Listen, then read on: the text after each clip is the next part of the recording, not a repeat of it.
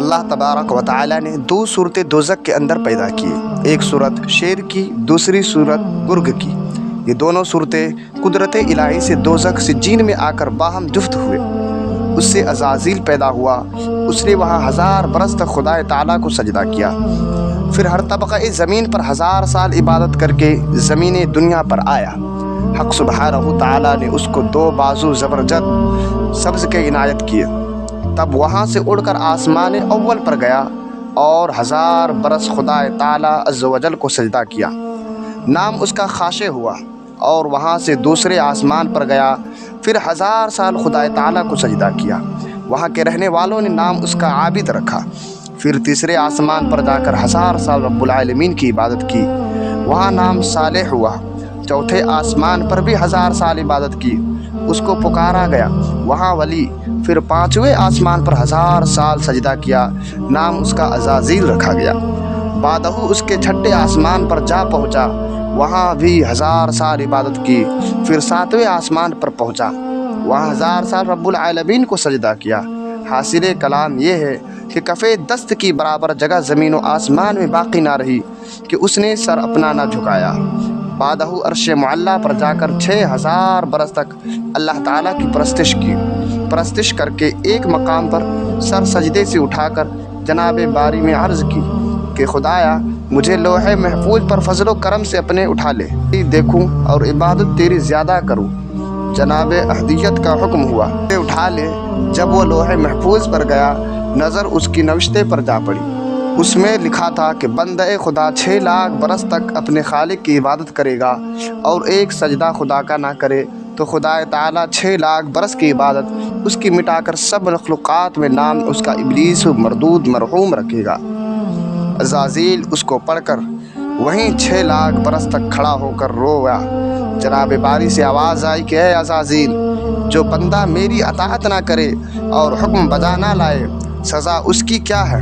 عزازیل نے کہا خداوند، جو شخص حکم خداوندی کا انکار کرے اس کی سزا لعنت ہے۔ فرمایا اے عزازیل، تو اس کو لکھ رکھ۔ اور عبداللہ ابن عباس رضی اللہ تعالی عنہ نے روایت کی ہے کہ عزازیل کے مردود ہونے سے پہلے 12000 برس کے یہ امر واقع ہوا تھا کہ حاصل یہ ہے کہ عزازیل نے کہا لعنت اللہ علی من عطا اللہ، لعنت اللہ کی اس پر ہو جو اللہ تبارک و تعالیٰ کی عبادت نہ کرے۔ تب حکم ہوا کہ عزازیل بہشت میں کئی 1000 سال خزینہ اور بہشت کار ہے، اور ایک دن اس جہان کے 1000 سال کے برابر ہے۔ بس بہشت میں ایک منبر نور کا رکھو، اگر 1000 برس تک درس و تدریس اور وعظ و نصیحت کرتا رہا، جبرائیل علیہ السلام، میکائیل علیہ السلام، اسرافیل علیہ السلام، عزرائیل علیہ السلام اور جمیع ملائک اس منبر کے نیچے بیٹھ کر وعظ سنا کرتے تھے۔ ایک روز فرشتے سب آپس میں باتیں کرتے تھے کہ اگر ہم لوگوں سے کوئی گناہ صادر ہو تو عزازیل کو شفیع کریں گے تاکہ خدا تعالی ہمارا گناہ معاف کر دے۔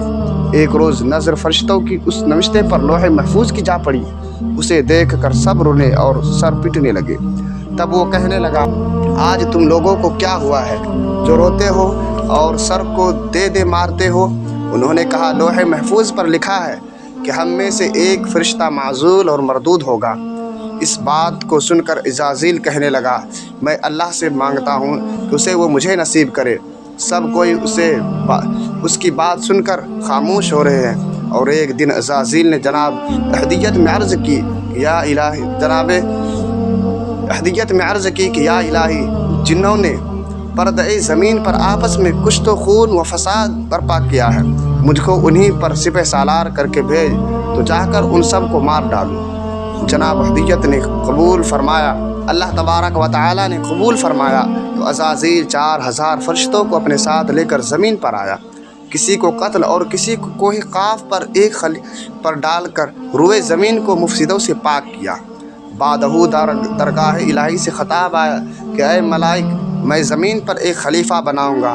چنانچہ اللہ تبارک و تعالی نے فرمایا وَإِذْ قَالَ رَبُّكَ لِلْمَلَائِكَةِ إِنِّي جَاعِلٌ فِي الْأَرْضِ خَلِيفَةً قَالُوا أَتَجْعَلُ فِيهَا مَن يُفْسِدُ فِيهَا وَيَسْفِكُ الدِّمَاءَ وَنَحْنُ نُسَبِّحُ بِحَمْدِكَ وَنُقَدِّسُ لَكَ قَالَ إِنِّي أَعْلَمُ مَا لَا تَعْلَمُونَ۔